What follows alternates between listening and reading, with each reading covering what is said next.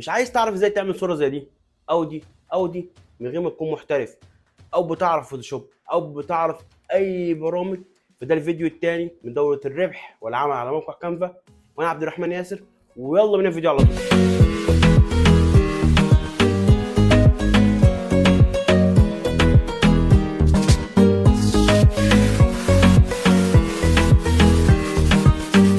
السلام عليكم ورحمة الله وبركاته، ازيكم تكونوا كويسين. النهارده هنتكلم مع بعض في الفيديو الثاني من دورة الربح والعمل على كانفا. طبعا احنا بنشتغل في العمل الاول والربح في الاخر علشان اي شخص يقدر يشتغل على كانفا. في الفيديو اللي فات اتكلمنا عن ازاي يكون عندك حساب كانفا برو، هو الكانفا المدفوع مجانا. تقدر تشوف الفيديو من هنا او من هنا او في الرابط تحت او من خلال البلاي ليست. هنروح على جهاز الكمبيوتر نبدا نشتغل على بعض التصاميم السهله اللي من خلالها تقدر تشتغل وتعمل تصاميم لنفسك، تقدر تبيعها على اي موقع فريلانسر، تقدر تبيعها لاي صفحه على الفيسبوك، لاي موقع، سواء انت فاتح بيزنس او حد صاحبك او صفحه معينه كلمتك وعايزه تشتغل معاك. موضوع سهل جدا فوق ما تتخيل، وهتشوف معانا شرح على جهاز الكمبيوتر. ويلا بينا نروح للشرح على طول. الوهله الاولى اول ما بتدخل موقع كانفا بتحس ان الموقع غريب عليك ومش عارف فيه اي حاجه. انا اهم حاجه عندي ان انت تلاقي نفسك في فريق. اول ما تدخل على موقع كانفا بتخش على البحث وتكتب كانفا سواء بالعربي او بالانجليزي. الموضوع سهل. كانفا تدخل هنا على اول واحده، لازم تلاقي نفسك مسجل وتلاقي نفسك في فريق. اللي انا بعمله ده انت ينفع تعمله من خلال الموبايل او من خلال اللابتوب عادي او الكمبيوتر، تمام. لازم تلاقي نفسك في فريق من ضمن الطريقه او الفيديو الاول اللي احنا شرحناه في الفيديو اللي فات، تمام. احنا النهارده هنتكلم عن نقطه معينه. موقع كانفا فيه كتير جدا من الايقونات اللي انا اقدر استخدمها، ولكن انا هتكلم عن جزئيه معينه وهي منشورات الفيسبوك او منشورات الانستجرام وما الى غيرها اللي بتكون مستطيله او مربعه. تقدر تشوفها من خلال ان انت لو نزلت تحت هنا شويه هتلاقي عندك منشور انستجرام، منشور فيسبوك، قصه انستجرام، كل الكلام ده كله. طب انا مش عايز اعمل الكلام ده او انا مش عايز ارتبط بالكلام ده، انا عايز حاجه معينه. يعني مثلا خلينا نتكلم ان انا دكتور او صاحبي دكتور او العميل اللي انا شغال معاه او الصفحه اللي انا شغال معاها وباخد منه فلوس علشان ادير له الصفحه بتاعته دكتور، فانا عايز اعمل تصميم عن الدكتور فهكتب هنا كلمه دكتور بس. الموضوع سهل. بعد ما بحثت ظهر معايا كل التصاميم دي. انا اقدر احدد اللي انا عايزه ازاي؟ من خلال ان انا بحدد، انا بقول له انا عايز مثلا صوره حجمها كذا في كذا او مقاسها كذا في كذا. طب انا مش عايز كده، اقدر ابحث زي ما انت شايف كده عن اي صوره تعجبني واقدر اعدل عليها. انا ببحث عن ايه؟ مش عن كلام، انا ببحث عن ديزاين. ركز، انا ببحث عن ديزاين او شكل الصوره. يعني كل الكلام ده نقدر نعدل عليه. هل انا عايز الصوره غلاف؟ هل انا عايز الصوره مربعه؟ انا عايز الصوره حجمها عامل ازاي؟ طب خلينا ننزل تحت مثلا وناخد تصميم عشوائي. انا والله هاخد تصميم عشوائي معاهم. مثلا تصميم، مثلا التصميم ده انا وليكن التصميم ده شايف، بص ايه مكتوب عليه تحت ايه؟ كلمه برو، يعني التصميم ده مدفوع، ولكن انا هقدر اشتغل عليه واحفظه علشان انا في الخطوه المجانيه اللي استخدمناها في اول فيديو. لو دوست عليه ودوست على كلمه تخصيص هذا القالب، هدوس على كلمه تخصيص هذا القالب، هيبدا يفتح لي الصوره في صفحه تانية. هيبدا يفتح لي بالشكل اللي انت شايفه قدامك ده. هقدر اعدل على كل ايقونه في الصوره من غير ما اكون عارف فوتوشوب. ازاي؟ انا وليكن عايز الصوره دي اغيرها بالصوره بتاع الدكتور بتاعي او اغيرها باي صوره تانية. كل اللي عليا ان انا هروح ادوس على الصوره. طيب انا عايزك بس طول ما احنا شغالين، هو مش ايقونه ثابته انا بمشي عليها او مش خطوات ثابته، انا بشوف الصوره اللي عندي محتاجه ايه وابدا اشتغل عليها. يعني مثلا الصوره دي محطوطه جوه اطار بتاع تليفون، فانا لو اتحركت كده الاثنين بيتحركوا مع بعض. محتاج ان انا اعزل الصوره بتاعه الدكتور دي عن الصوره بتاعه الاطار، فبعمل ايه؟ بدوس عليها كده، تمام، وبدوس على الثلاث نقط وبروح على كلمه فصل الصوره، تمام، فصل الصوره، وبتلاقي الصوره طلعت لوحدها بره. طبعا ايه؟ رجعت تاني عشان احنا دوسنا عليها. بطلعها بره وبعمل ايه؟ على علامه السله اللي فوق دي وادوس عليها حذف، كده اتحذفت معايا. طب انا عايز اضيف صوره غيرها، اعمل ايه؟ بروح على القائمه اللي على اليمين دي واروح على كلمه التحميلات وابدا احمل اي صوره. طيب انا حملت صورتي هنا زي ما انت شايف بتحمل عندي ايه. هاخدها واحطها هنا. هعمل ايه؟ مجرد ان انا بس هسحبها كده وابدا احطها هنا، ارميها جوه، خلاص اتحطت من غير اي مشاكل. لو دوسنا عليها تاني اقدر احركها في الجنب اللي انا عايزه، تمام، وكده اتحطت بدل صوره الدكتور. طبعا انت بتحط الصوره اللي انت عايزها، تمام.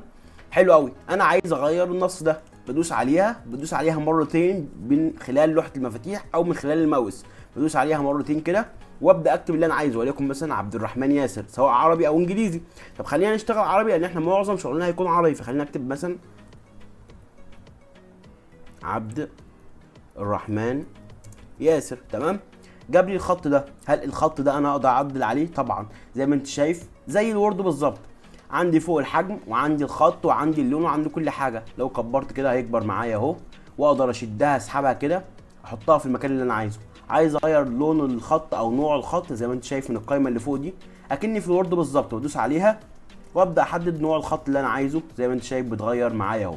تمام، ابدا اكبر، اعمله بولتد، احط تحتيها خط انا عايز اعمله اسود، عايز اعمله ازرق، اللي انا عايزه. تمام، نفس الكلام في بقيه الكلام، كل ما ادوس عليها هقدر اعدل عليها. نفس الكلام هنا هقدر اعدل عليها، نفس الكلام هنا، نفس الكلام في الارقام. يبقى احنا كده عرفنا ازاي نعدل صور وازاي نعدل في الاسماء. طب ينفع اغير في خلفيه الصوره كلها؟ ينفع طبعا. لو دوسنا على الصوره كلها لو دوسنا عليها اقدر احدد الخلفيه بتاعتها واشتغل عليها من غير اي مشاكل. لو دوسنا على الصوره نفسها كده هتلاقي عندي فوق ايقونات ظاهره. اول حاجه تعديل الصوره، وهي الخاصه بتعديل الصوره اللي معانا، اللي احنا لو عايزين نعدل على الصوره في اي حاجه من الحاجات دي زي الخلفيه، عايز تغير اي حاجه في الظلال، في التباين، في الاضاءه بتاعتها، ده في الجزء في تعديل فوتوشوب. ولكن الاحسن احنا بنكون سايبينها زي ما هي، لان انت مختار التصميم عاجبك اصلا.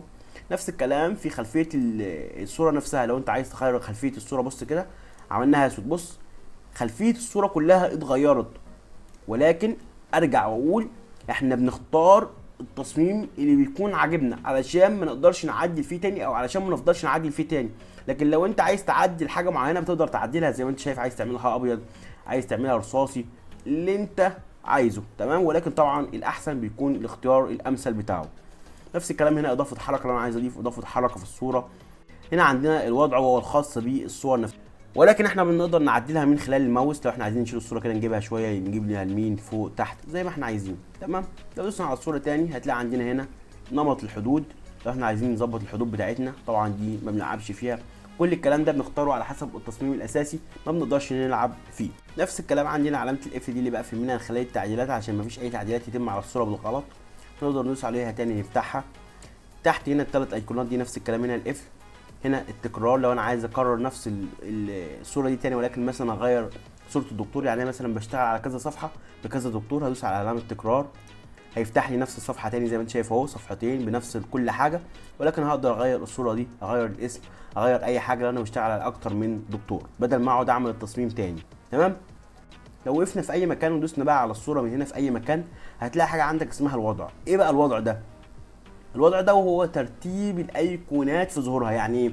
يعني مثلا الصوره بتاعتي دي تحتها علامه الزرقاء، طب انا مثلا عايز اسحب الازرق ده فوق، يعني عايز اخلي الازرق ده فوق، او مثلا الازرق ده عايز اخليه تحت، فبعمل ايه؟